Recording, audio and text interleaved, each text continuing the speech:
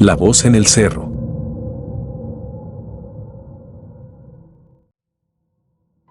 Esta libreta, más que tratarse de una clase de diario, es un apunte extenso de los resultados en mis aprendizajes y prácticas. Si no aprendes a manipular el medio aprende a manipularte a ti. Supongo que nada de lo que estoy por escribir hubiese ocurrido, de no ser por la llegada de un sueño que no me dejaba en paz. A diario, después de cumplir tanto en las cosas de la casa como en las de la escuela, al irme a dormir, siempre soñaba que subía hasta la punta de un cerro. Y aunque conocía la forma en la cual podía llegar, cada vez que despertaba me parecía extraño que soñase con ello, pues, hasta donde recordaba, nunca visité ese lugar con el que soñaba. Pues en aquel sueño, una vez que llegaba hasta lo más alto, formaba un círculo con veladoras negras y me sentaba al centro de este, con los pies descalzos apoyándose en la tierra y en las hierbas. Después, siendo de noche, miraba a las estrellas y una voz grave me hacía plática. La voz siempre me decía que en la naturaleza se encontraban los elementos necesarios para poder manipular a cualquier ser vivo. Diario, y sin excepción, el sueño concluía ahí. Creía entender el mensaje que se esforzaba por darme esa voz, mas nada quedaba claro. A pesar de que iba a la escuela, nunca fui una persona de muchos amigos, además, casi todos se quejaban de mi carácter. Por lo que, no tenía a alguien de confianza con quien hablar sobre el extraño sueño. Y en casa, con mi familia entregada al catolicismo, las pláticas moralistas eran las mismas de siempre, sobre la mesa. Para ellos, todo se trataba de un absurdo pecado o una blasfemia. En el caso de mi sueño recurrente, tan pronto como se los mencioné, mis padres señalaron que estaba siendo víctima de la tentación de Satanás, el ángel caído. Para que estos guardaran la calma, les recordé a José el Soñador, conocido dentro del Antiguo Testamento por sus visiones y predicciones por medio de sueños. De forma irracional, tanto ellos como mi hermano mayor, Ulises, terminaron señalándome de blasfema y me aconsejaron que fuera a confesar, para limpiarme de pecado. Desde que les hablé de mi sueño, mis padres me siguieron satanizando por estos en los siguientes días. Y en cuanto a Ulises, no paraba de asegurar que yo me lo estaba inventando todo, con tal de llamar la atención. Para que mi mente quedara supuestamente libre de ocio, mi madre me enseñó a preparar guisados más difíciles para luego servirlos a la hora de la comida. Al principio, aquella actividad de la cocina pareció algo disfrutable de llevar a cabo. Sin embargo, sin darme cuenta, de un día a otro, pasé de ser la persona que limpiaba y cocinaba de vez en cuando, a ser yo la única en hacerse cargo de todas las tareas. Y como si con lo anterior no hubiese sido suficiente para detestar mi rutina diaria, mis padres decidieron que el dinero que invertían en los estudios de mi hermano y yo, se iría todo para la carrera de Ulises. Y de ahora en adelante, lo único con lo que podía aspirar era con aprender a cocinar, para al menos saber cómo alimentar a una familia. Sin desearlo, y sin que me lo consultaran, la cocina se convirtió casi en mi primer hogar. Mi hermano ya no hacía nada más que estudiar, pues mamá defendía que sus manos no estaban hechas para las actividades de mujeres. Mientras tanto, mis padres podían leer por horas su Biblia o mirar la televisión, y me parecía injusto que el cocinar ahora me correspondiera solo a mí. Pues tenía apenas 16 años y ya debía resignarme a ver la mayoría de mis sueños hechos trizas. En una de nuestras forzadas visitas a la iglesia, mis padres me ordenaron que, antes de volver a casa con ellos, me fuera a confesar con el sacerdote Abraham y le hablara de aquel sueño. Y sin tener otra opción más que agacharme y obedecer, en cuanto mi familia se marchó, le confesé al sacerdote mi sueño recurrente y la extraña necesidad que me surgía el poder llevarlo a cabo. Además, le aclaré que, si estaba en confesión, fue porque así lo quisieron mis padres, mas no porque yo realmente sintiera la necesidad de hacerlo. Después de oírme hablar acerca de mi sueño y la voz en este, el sacerdote Abraham exclamó con molestia, que lo que me hacía falta era pasar más tiempo de rodillas ofreciendo rezos a Dios, que haciéndome ideas inútiles en cuanto a rituales herejes. Por lo que, disgustada por su respuesta tan sosa, abandoné el confesionario en ese instante, aunque sabía que era algo incorrecto, y le dije que no era más que el títere de una religión. Antes de abandonar la iglesia, el sacerdote Abraham caminó tras mis pasos, tan solo para poderme gritar que ya no sería más bienvenida a la iglesia. Alzándome aún más la voz, agregó, Magdalena, tú nunca dejarás de ser la esclava de tu familia. Confieso que el coraje que sentí fue enorme, pero me resistí a seguirle la discusión, pues, tarde o temprano lo haría pagar, de esto estaba segura. Al salir de la iglesia, me dirigí al mercado y compré una bolsa con veladoras negras y después la oculté detrás de mi casa. Y al llegar la noche, ya no lo consideré más. Salí de la casa a escondidas, tan pronto como estuve segura de que todos se habían quedado dormidos. Luego de tomar mi bolsa con veladoras y cerillos, me dirigí al cerro. Sabía que tomaría un tiempo considerable el llegar hasta arriba, pero estaba dispuesta a descubrir qué me sucedería una vez que llegara.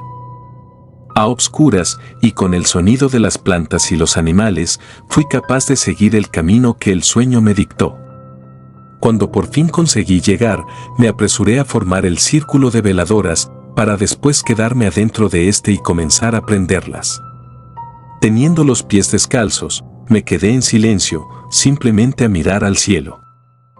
A los pocos minutos, comencé a tener sensaciones extrañas. Sentía que estaba siendo vista por algo de intenciones malignas. Me sentí cada vez más y más vigilada. De pronto, quise abandonar el círculo de velas y bajar de allí corriendo.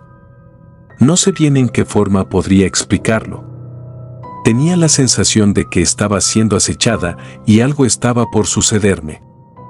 En distintas ocasiones, escuché hablar acerca de las fuerzas tanto buenas como malas que se ocultaban en los cerros.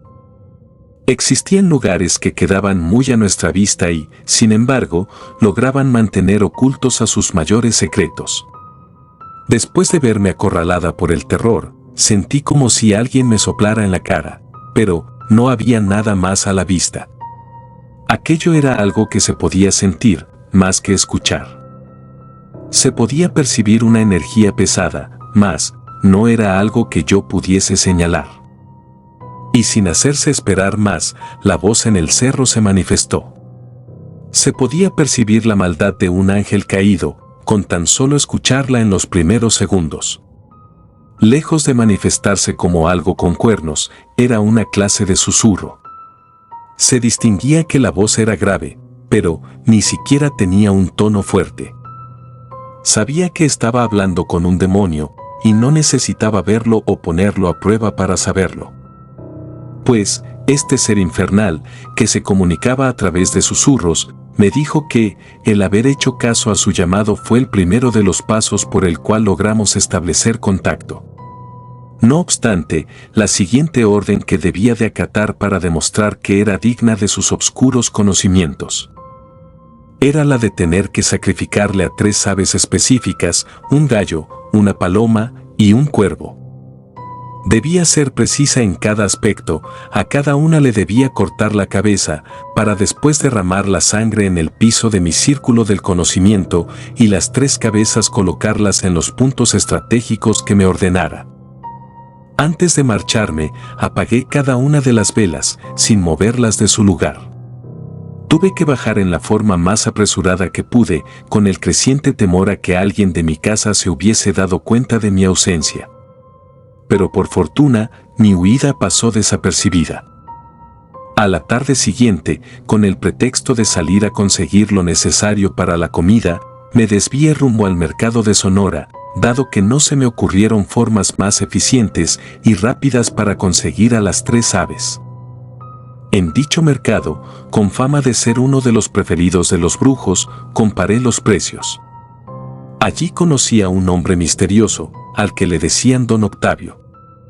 Antes de pedirle las 3 aves, este me miró con mucha insistencia a los ojos, como si de esa forma tratara de leerme la mente. Después de venderme a las aves, vi cómo el hombre se quedó en su local con una cara bastante pensativa. Así como hice con mi bolsa de veladoras, la jaula con las aves la dejé oculta a cierta distancia de mi casa. Para la segunda noche, volví a situarme en el mismo lugar de aquel cerro. Después de vivir 16 años con las manos limpias, le arrebaté la vida a los 3 animales, dejándolos sin cabeza uno a uno. El conocimiento requería de sacrificios, eso fue lo primero que entendí y lo que más estaba dispuesta a ofrecer. Hecha la entrega de sangre, el demonio de los susurros me preguntó qué era lo que yo más deseaba saber, a lo que, instantáneamente, le respondí que deseaba aprender a manipular a los demás seres vivos. Él mencionó que, en nuestro medio existían cosas para curar, así como componentes para enfermar de forma severa. A pesar de que las 2 partes eran de mi interés, hice demasiado énfasis en mi curiosidad anormal por las cosas dañinas. Puede que solo haya querido sentirme con poder, o quizá, estaba desesperada por someter a aquellos a quienes ya no les guardaba aprecio. En esa ocasión aprendí sobre qué hierbas y qué oraciones era necesario pronunciar para causar enfermedad en menor medida. En noches posteriores, dado que necesitaba practicar lo aprendido, comencé a probar con animales vivos. Con el señor Octavio conseguía lo que no estaba a mi alcance y aprovechaba que los demás dormían para preparar mis menjurjes. Con perros y gatos aprendí a provocar ceguera, males respiratorios y estados de inmovilización e incluso hemorragias internas. Mucho se hablaba de gente que iba a parar a los hospitales por ingerir alimentos con brujería y ahora estaba comprobando la veracidad de las advertencias. Pues, no en vano los enamorados tenían fama de hacer trampa por medio de la comida, y no en vano se le acusaba a la gente perversa de asesinar a sus enemigos por medio de un simple plato de sopa. Pareciera estar oculto, pero lo cierto es que en donde quiera que se busque acerca de la comida embrujada, los resultados por encontrar son extensos y ni siquiera hay un alto nivel de dificultad para llevarlos a cabo. Durante un amanecer, en el cual regresaba con sigilo a la casa, enfrenté serios problemas en casa. Mis padres me levantaron la mano, porque Ulises me acusó de haber salido por la noche. Y como castigo, dijeron que ahora me mantendrían vigilada por las noches y verían en qué manera mantenerme más ocupada en la cocina. Cerrando con el escandaloso regaño, mi padre me ordenó que me apresurara a servirles el desayuno. A pesar de estar tirada en el piso y con todas las amenazas encima, reí en mi interior como nunca antes. Y pensé, si el desayuno quieren que les haga, entonces, el desayuno es lo que haré. Y por suerte para mí, en una bolsa de mi ropa aún cargaba con algunas de las hojas con las que había estado practicando, y ya sabía cuáles eran las palabras indicadas para dañar a alguien por lo menos, durante una semana. Mientras preparaba sus desayunos y esparcía lo que era necesario sobre ellos, pronuncié, maledico tibi, ut damnum inferre habe intus. Lo que significaba, te maldigo, para que causes daño desde adentro. Preparados los alimentos, me senté con mi familia a desayunar, mostrándome tranquila. Y antes de que llegara el atardecer, tanto mis padres como mi hermano se quejaron de tener fuertes dolores de estómago. De pronto, sus dolores evolucionaron a ganas de vomitar y fiebres, al punto en que no tuvieron de otra más que permanecer postrados en cama. Por ser yo la única que seguía en perfectas condiciones, no tardaron en culparme. Recuerdo a mi madre, como con su débil y temblorosa voz, decía que yo no conocía de piedad, ni tampoco de remordimiento. Y para ser honesta, no sentí que debiera de arrepentirme, solo hacía que se tragaran sus palabras. Y después de descubrir por mí misma lo simple y grato que resultaban los resultados en las personas, decidí que estaba lista para probar con pociones más severas e impensables en cuanto a los daños. Volviendo al cerro, consciente de que el resto de mi familia luchaba por sobrevivir al mal intestinal que les causé, le cuestioné al demonio de mis enseñanzas acerca de cuáles eran otras formas de hacer un daño mayor. El demonio de los susurros me habló sobre el empleo de las cenizas de los muertos. Me explicó que, sin importar el fallecido, el polvo de muertos sucumbía siempre a las órdenes del vivo. Luego de preguntar en dónde es que podía conseguir dichas cenizas de muerto, me sugirió que lo consultara con don Octavio. Parecía que, a pesar de encontrarse en lo más alto del cerro, aquel demonio ya me tenía vigilada. Al día siguiente, tal y como me lo aconsejó, fui de nuevo a buscar a don Octavio. Sin mucha reserva, le comenté sobre las cenizas que necesitaba y le pregunté si de casualidad sabía en dónde podía encontrarlas.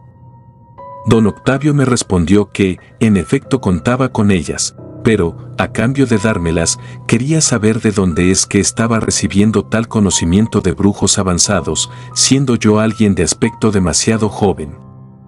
Y aunque al principio me sentí un tanto insegura de comentárselo, le hablé sobre la voz en el cerro y las cosas que había estado aprendiendo. Dicho esto, Octavio me confesó que contaba con cierto don para percibir las intenciones de quienes se les acercaban. Dijo que pudo percibir mi maldad a kilómetros. Además, me platicó que él también conocía suficiente en cuanto a la voz del cerro. Pero hizo una pausa para hacerme un par de advertencias. La primera de ellas era que cada persona a la cual se me ocurriera dejar sin vida, haciendo uso de mis conocimientos, me dotarían de más poder, siempre y cuando yo mantuviera una vida solitaria. Algo que el demonio de los susurros nunca me dijo, fue que el vivir en eterna soledad y sin descendencia era otra de sus condiciones. Don Octavio dijo que, quizás, la plática que en ese momento estábamos teniendo, era una de las maneras en que el demonio me lo estaba haciendo saber. ¿Y qué sucede si no hago caso?, se me ocurrió preguntar. El hombre me dijo que la ira de aquel demonio de los susurros tarde o temprano me azotaría a mí y a mi descendencia, por medio del mismo conocimiento que me fue otorgado. Cuando parecía que no había más por decir, Octavio me dio un pequeño frasco con cenizas, insistiendo en que tuviera cuidado con la cantidad que utilizara. Mi familia seguía convaleciendo en cama y era completamente mi decisión. Él, si los iba a ayudar a sanar, o si, por el contrario, me deshacía de ellos, para más tarde encontrar la forma de salir adelante por mis propios medios. Llegué a la casa. Todos seguían en cama sufriendo, y lo que me hacía quedar a mí como una completa psicópata, era que no sentía absolutamente nada por ellos. ¿En verdad quieres sanar?, le pregunté a mi padre, mientras que con una cuchara le llevaba a su boca un ordinario caldo de pollo. Al verlo asentar con tristeza, le dije que eso hubiese sido mejor que lo considerara momentos antes de golpearme. Hay algo que es 1000 veces peor que una persona rencorosa y vengativa, y eso es, una persona de rencores y venganza, con la brujería a su disposición. En mi caso, siempre fui una mujer llena de amarguras y rencores, y eso ahora resultaba lo bastante peligroso para cualquiera que me tuviera cerca. La siguiente persona en mi lista de sufrimiento por repartir era el sacerdote Abraham. Y más que causarle un daño lo suficientemente grande como para terminar con él, haría algo mucho peor. A este le serviría de comer algo tan nocivo para su ser, que lo haría perder el gusto por la vida, hasta que fuese él mismo quien acabara con ella. Volví a entrar a la iglesia, con la falsa excusa de querer pedir disculpas. A pesar de parecer extraño ante los ojos de los demás, le llevé personalmente al sacerdote una caja con galletas espolvoreadas y le ofrecí mi perdón por lo último que le dije en nuestra discusión. El sacerdote aceptó con los brazos abiertos y dijo que haría de esas galletas su cena perfecta. Regla número 1 de la brujería: nunca ingieras alimentos de un par de manos que no sean las tuyas. Ya no volví a aparecerme por la iglesia hasta la mañana en que recibí la trágica noticia. Las vecinas más entrometidas me contaron que el estado de ánimo del sacerdote pareció cambiar de la noche a la mañana, denigrándose tanto que en un punto incluso dejó de poner buena cara durante las misas. Y finalmente lo hallaron muerto, colgando adentro de la propia iglesia. Sabía que lo que estaba haciendo era cruel, sin embargo, continuaba careciendo de empatía o tan siquiera lástima. Creo que esa era la clara diferencia entre la brujería blanca y la oscura. Mientras que una sanaba y velaba por el bien general, la otra controlaba y perjudicaba a su prójimo. Muerto el sacerdote, recibí otra imagen en mis sueños sobre un posible futuro. En esta, yo me hacía cargo de mi propio negocio de comida, y de ahí tenía lo necesario para seguir adelante sola. Mi familia seguía convaleciendo en cama, y era completamente mi decisión si los iba a ayudar a sanar, o si, por el contrario, me deshacía de ellos, para más tarde encontrar la forma de salir adelante, por mis propios medios. Para muchos, esto último hubiese sido una decisión impensable. Sin embargo, para mí, sentía que los pasos ya estaban más que trazados. Al verlos retorcerse en sus camas, solo podía pensar en el futuro que me aguardaba, por lo tanto, no moví ni un solo dedo para impedir que se marcharan. Y eso sucedió, mis padres y mis hermanos se fueron, hasta que regresaron a mis manos hechos cenizas, cenizas que me servían en mis próximas hazañas. Ahora vivía sola, la casa era completamente mía, y tenía un nuevo, aunque modesto, negocio que sacar adelante. Inaugurado el negocio, a un lado del mercado, fue el señor Octavio quien me dijo que conocía a algunas personas quienes podrían estar interesadas en pagarme con tal de que les vendiera de mis comidas especiales y trabajadas. A poco menos de medio año de emprender en el negocio de la comida, recibía a dos clases de clientes, los que venían por comida ordinaria y aquellos que me pedían algún amarre o sopa para la pobreza, o inclusive tés especiales para interrupción del embarazo. Ese era mi segundo negocio secreto. La gente de malas intenciones era más que aquella de corazones nobles. Trabajando en mi nuevo local de comida, fue que conocí a Agustín, y por primera vez en mi vida, quise utilizar la brujería para provocar cosas agradables en un tercero. ¿Cuál es su postre favorito?, le pregunté. Dígamelo, y yo aquí se lo preparo. Por un momento de mi vida, olvidé que estaba traicionando una de las normas importantes. Justo cuando el negocio creció, y estaba a punto de casarme con Agustín, volví a subir a la punta del cerro, recordando aquellos tiempos en los cuales acostumbraba subir a diario. Pues, ahora, ya no lo hacía, más que pocas veces al mes. Voz del cerro, ¿por qué quieres que me quede sola y que nunca tenga hijos?, le pregunté. A lo que me respondió, porque los hijos siempre representan el dolor y la agonía de sus padres. Mira lo que tú has hecho con los tuyos. El demonio de los susurros se hallaba molesto, de eso estaba segura. Y antes de marcharme, lo oí decir que me aproveché de su sabiduría, pero que llegaría el día en que lo lamentaría y me haría quedar ciega, completamente ciega. Un día, siendo ya una mujer casada y con mi primer hijo en camino, subí al cerro y ya no pude escuchar más a esa voz, así que supuse que ahora era alguien indigna. A partir de sus últimas palabras, mi siguiente sueño recurrente era uno en el cual abría los ojos y entonces no podía ver nada en lo absoluto. Alguien o algo me había dejado ciega. Y para evitarme problemas, decidí guardar mi propia brujería bajo llave y dentro de un cajón. No sé qué sucederá con Agustín, ni en mi vida como madre, pero lo que sí sé es que estoy dispuesta a seguir causando mal y cobrar por ello. Siendo siempre precavida con la comida de otros, para evitar el supuesto castigo que me aguarda.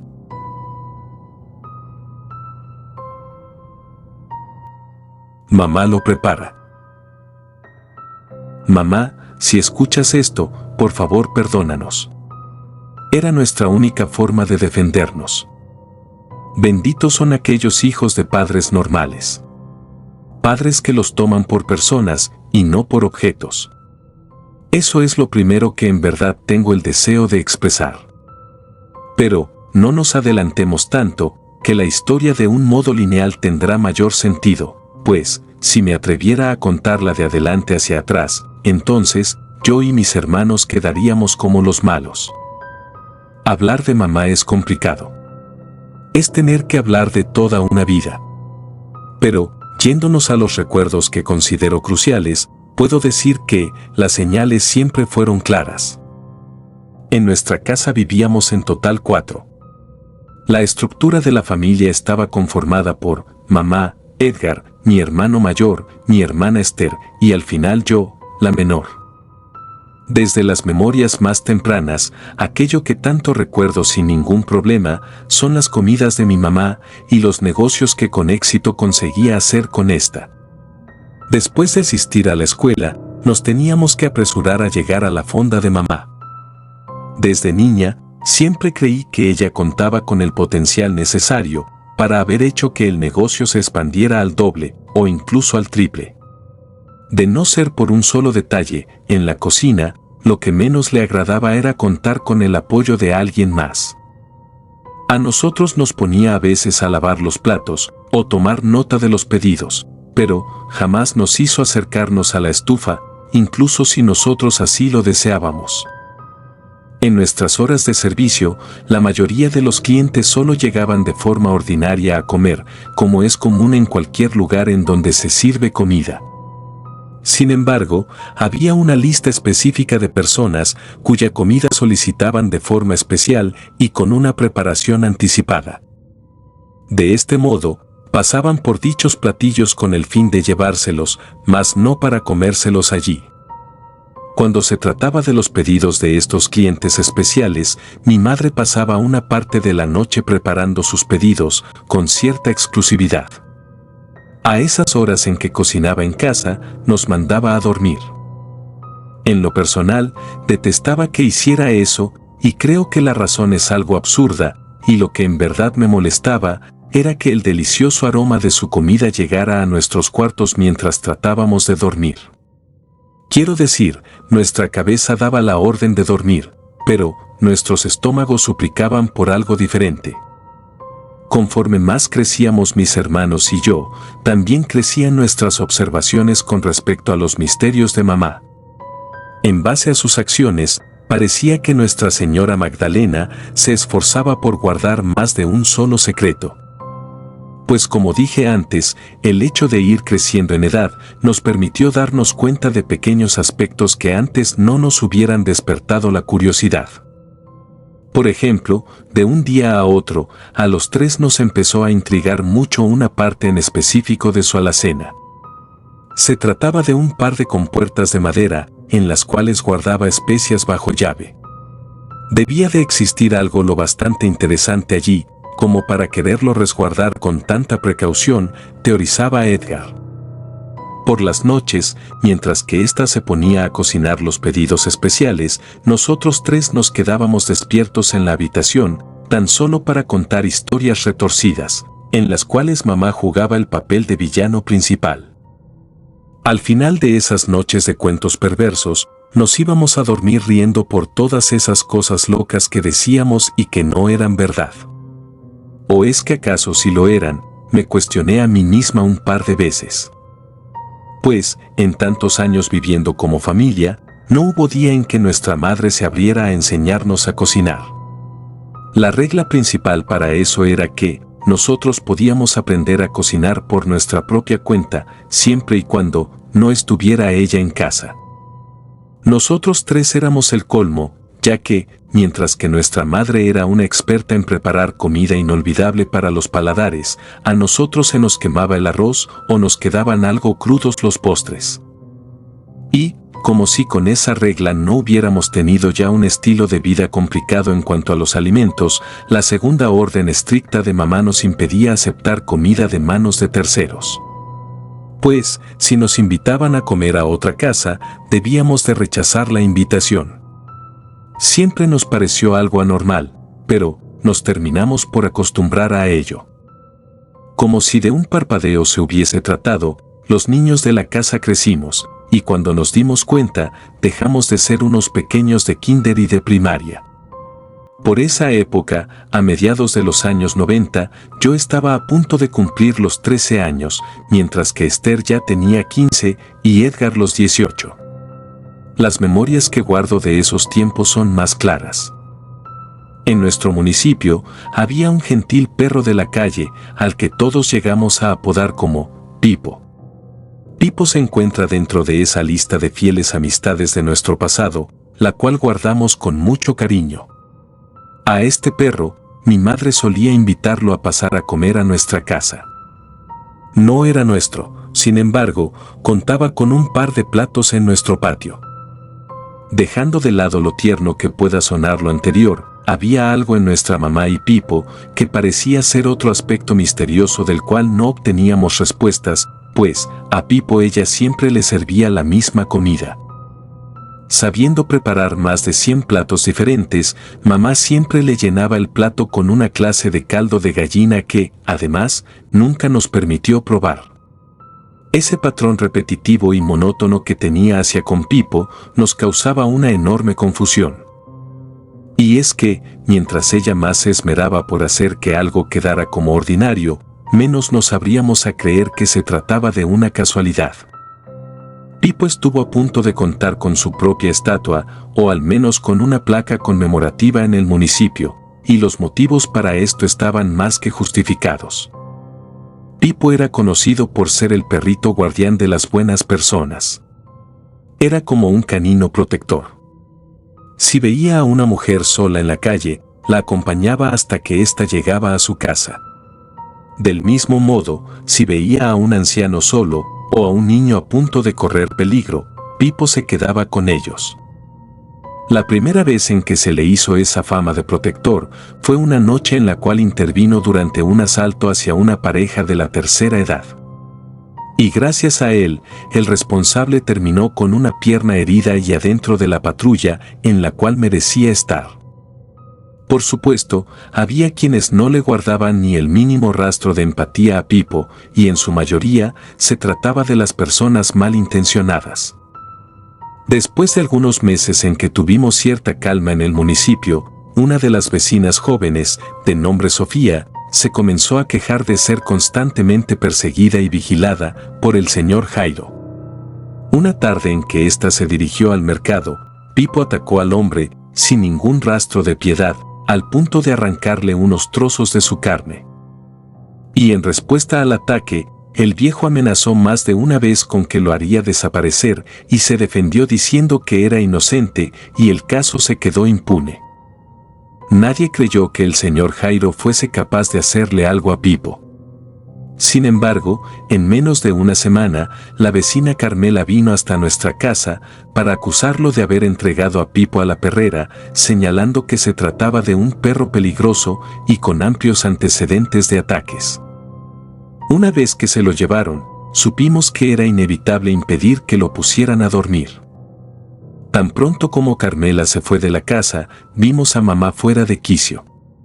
Ni siquiera nos dirigió la palabra, pero sus puños temblaban y parecía que se estaba conteniendo las ganas de gritar. Los tres nos quedamos en silencio y ni siquiera nos atrevimos a movernos de nuestros lugares. Vimos a mamá salir de la casa, no supimos a dónde fue, mas, en cuanto regresó, esta fue a la cocina y se puso a cocinar. No fue necesario que nos mandara a dormir, supimos que eso era lo que debíamos de hacer. A la tarde siguiente, como era de costumbre, mi madre le sirvió de comer al señor Jairo, después de que éste saliera del trabajo. Recuerdo haber estado allí. Lavaba los platos junto a mi hermana, mirando a ese hombre con mucho resentimiento, pues, a pesar de que Pipo nunca fue oficialmente nuestro perro, así era como nosotros lo sentíamos. Sorpresivamente, a casi media hora de que el señor empezó a comer, se quejó de un fuerte dolor en la cabeza, situado al centro de su nuca. Con una ligera sonrisa en la cara, mamá le dijo, debería de ir al doctor, don Jairo, no vaya a tener usted un derrame. De tan mal que se sentía, el sujeto ni siquiera terminó su comida y mejor se marchó. Esa fue la última vez en que lo vimos en un estado lúcido. A los pocos días de aquel extraño episodio, el señor Jairo terminó en silla de ruedas y sin ningún rastro de conciencia. Veíamos a su esposa salir con para las consultas médicas. El hombre ahora babeaba y balbuceaba, como si tuviera cierto tipo de retraso mental o severo daño cerebral. En una ocasión, escuché a Edgar hablando con Esther. Dijo que le había parecido demasiada coincidencia el desafortunado evento que tuvo luego de la muerte de Pipo y la ira de mamá.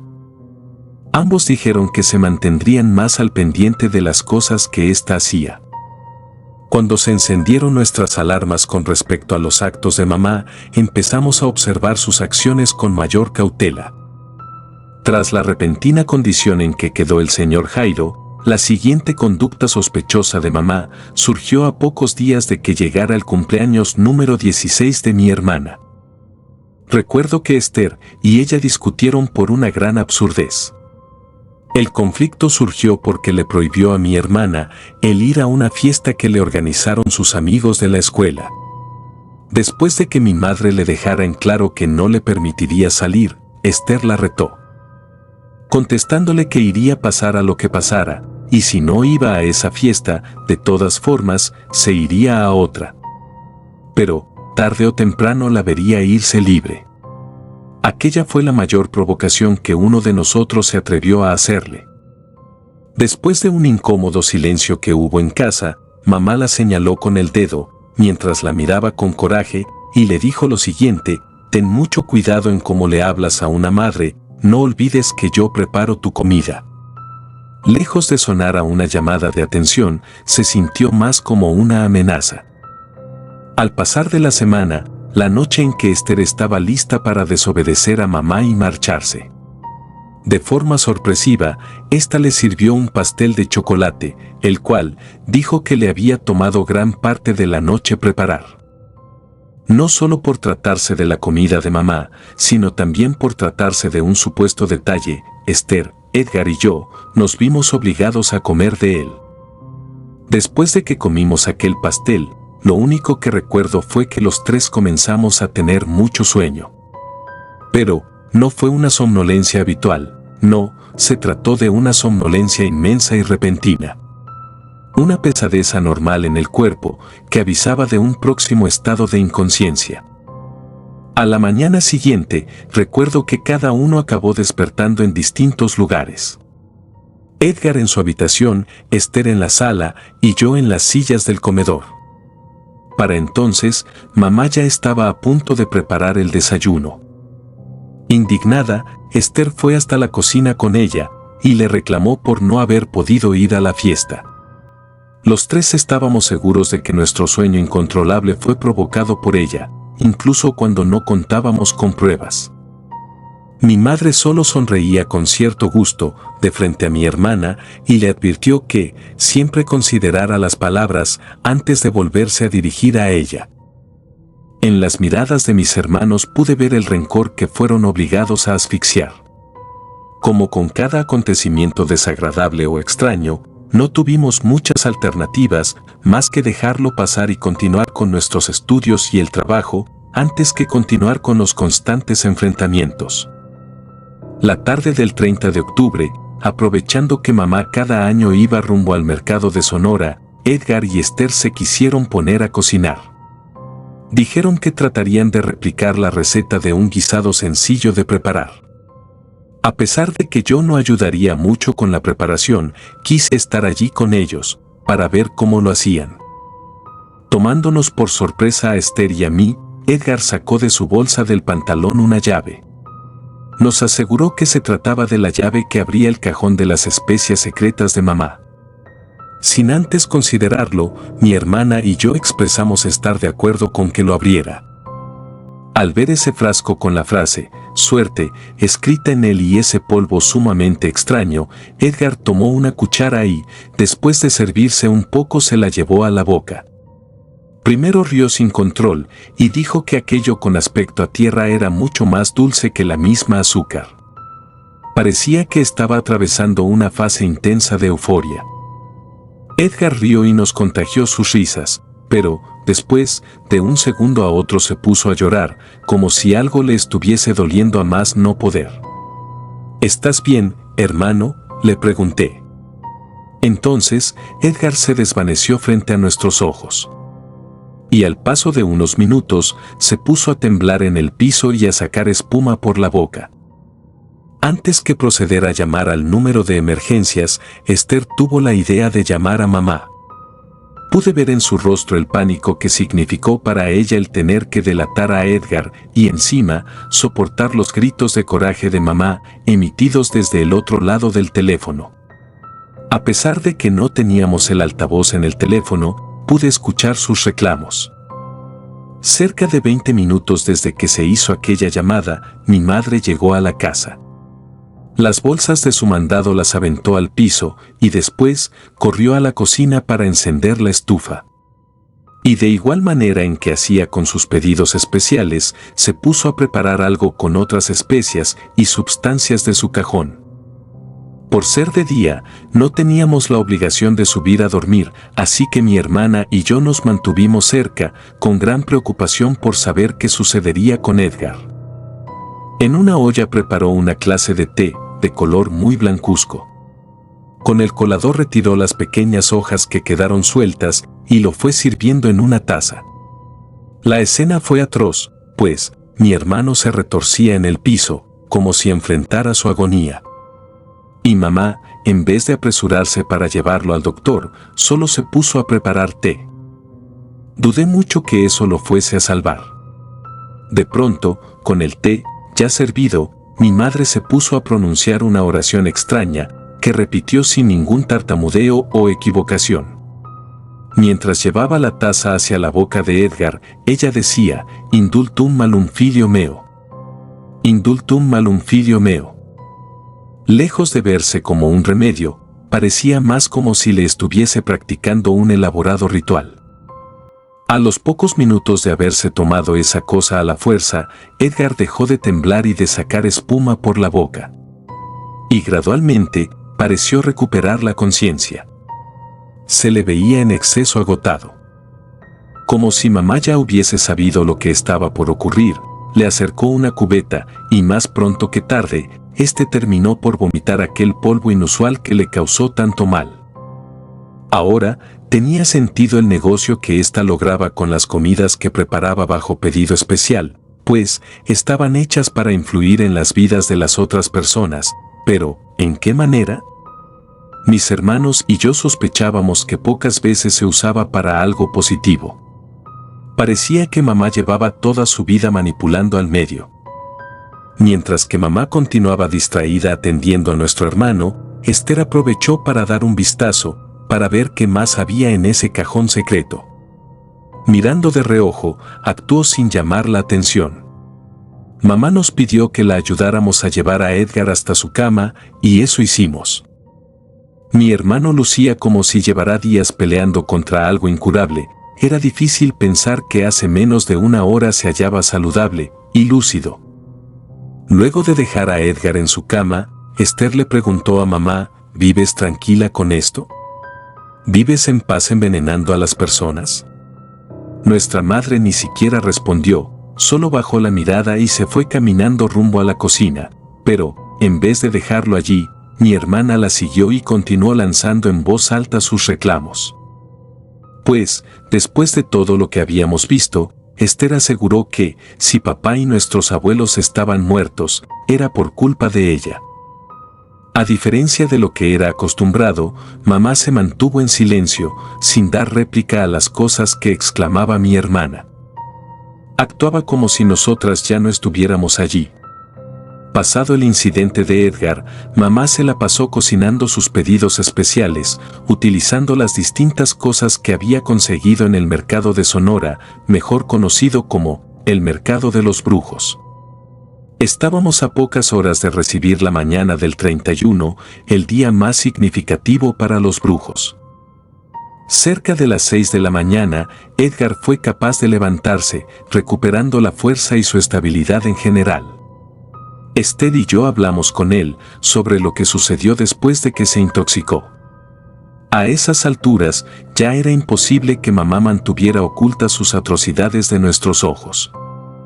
Sin embargo, la pregunta que nos surgió a los tres fue: ¿íbamos a dejar que manipulara a más personas? Todo aquello tenía que parar, de alguna u otra manera. Esa mañana, no nos alistamos para ir a nuestras escuelas, pues sabíamos que aquella mañana nos aguardaba algo más difícil por enfrentar. Después de mantener una conversación seria con mis hermanos, los tres decidimos bajar hasta la cocina con mamá. Y antes de percatarse de que estábamos cerca, la escuchamos murmurar más oraciones extrañas, como aquella que pronunció mientras salvaba a Edgar. Pero esta vez, en lugar de ayudarla a guardar sus pedidos especiales, nos interpusimos en la entrada de la cocina. Interrumpiendo su extraña oración, le dijimos que, si eso que estaba preparando resultaba ser en verdad inofensivo, entonces comiera de allí. Pero, mamá de nuevo actuó como si no nos escuchara. No era nuestra intención usar la fuerza, pero creo que nos sentíamos tan cargados de rencor que, por primera ocasión, no nos importó. Parecía que los tres habíamos dejado de ver a nuestra madre como la mujer que nos dio la vida, y en su lugar, lo único que encontrábamos en ella era a una bruja de intenciones despreciables. Entre los tres la teníamos rodeada, insistiéndole en que comiera de sus propios platos, o de lo contrario, nosotros la íbamos a obligar a hacerlo. Pero, como ésta se rehusó, no nos dejó otra opción, más que tomarla a la fuerza y llevarle la cuchara con aquel guisado rojo que había estado preparando, directo a la boca. Y de una forma bastante desagradable, ésta escupió lo poco que alcanzamos a darle, y después de escupirlo se puso a repetir otra oración incomprensible. Repetía las mismas frases, de manera compulsiva. ¿Por qué no puedes comerte eso? Habla ahora, bruja, exclamó Edgar. En respuesta, mamá gritó, no me lo puedo comer porque tiene cenizas de tu padre. Tan pronto como escuchamos tan aberrante confesión, la soltamos al mismo tiempo, horrorizados y en un completo shock. Pues, en tantos años de estar sirviendo comida embrujada, las cenizas de nuestros muertos también le sirvieron de ingrediente. Nuestra mamá estaba enferma de la mente, así como sus clientes de los pedidos especiales. No nos importa que no te lo puedas comer. Haremos que lo comas, de cualquier manera, dijo mi hermano. Parecía que la agredíamos como unos mal agradecidos, o como unos trastornados. Supongo que caímos en la locura, y las enormes ganas de encontrar venganza. Sin saber para qué serviría esa última comida que ella preparó, la fuimos obligando a comérsela toda hasta acabárselo del plato. Siendo ignorantes del tema, a diario veíamos a sus seguidores llevarse dicha comida especial. Ahora bien, tratándose de brujería, absolutamente todos los resultados eran probables. Desde tratarse de una comida para captar la atención de alguien, hasta, quizá, causarle la muerte. Recordando el caso del señor Jairo, por un momento temí que mamá quedara con problemas cerebrales. Por otro lado, si a ella no le importaba preparar sufrimiento para otros, me parecía injusto que entonces nos preocupáramos de más por ella. Después de que la obligamos a acabárselo del plato, dijo estar mareada. Nosotros tres ya no sabíamos qué resultado esperar, pues, la única persona consciente de que tenía la comida era ella. Y sin esperarlo, mamá se quedó profundamente dormida. Parecía estar muerta, pero aún respiraba. Aprovechando su reciente estado de inconsciencia, volvimos a aquel cajón secreto y examinamos cada cosa, ya sin llegar a probar nada. Al fondo de los frascos con polvos, hojas y cenizas de muertos, encontramos una libreta con hojas viejas. Y al leer lo que venía en él, descubrimos que se trataba de una clase de diario de aprendizajes obscuros. Allí, una versión mucho más joven de mamá describía cómo en los fines de semana acostumbraba subir hasta lo más alto del cerro y, según explicaban los escritos, prendía veladoras negras y se sentaba en silencio. Hasta que la voz de un demonio se comenzaba a comunicar con ella, dotándola de algunos conocimientos a cambio de algunos sacrificios. Pero, ¿cuáles eran esos sacrificios? No lo supimos, ella no lo escribió. A casi 8 horas de que mamá se comiera aquel guisado extraño, la oímos gritar desde su cuarto. No veo nada, no puedo ver nada, gritaba, una y otra vez. Y cuando los tres subimos, descubrimos que se había quedado ciega. No había forma de mirarla fijamente, pues sus ojos estaban perdidos y el daño era algo irremediable. ¿Qué me han hecho?, nos reclamó, tirando todo a su paso. En lo personal, me costaba trabajo imaginar que esa era la clase de daños que mi madre hacía y enviaba a diario. A diestra y siniestra, usó los restos de sus muertos, manipuló a las personas e incluso a los animales.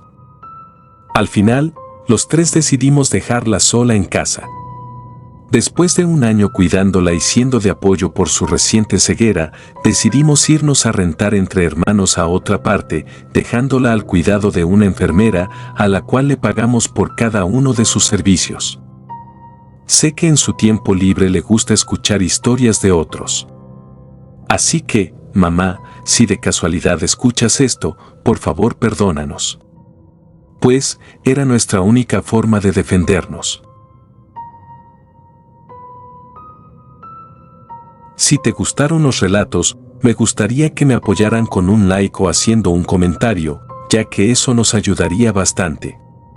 Y si no estás suscrito o suscrita, te invito a que lo hagas para que no te pierdas lo mejor de relatos de terror. Sin más, gracias. Relatos escritos y adaptados por Dea Martín.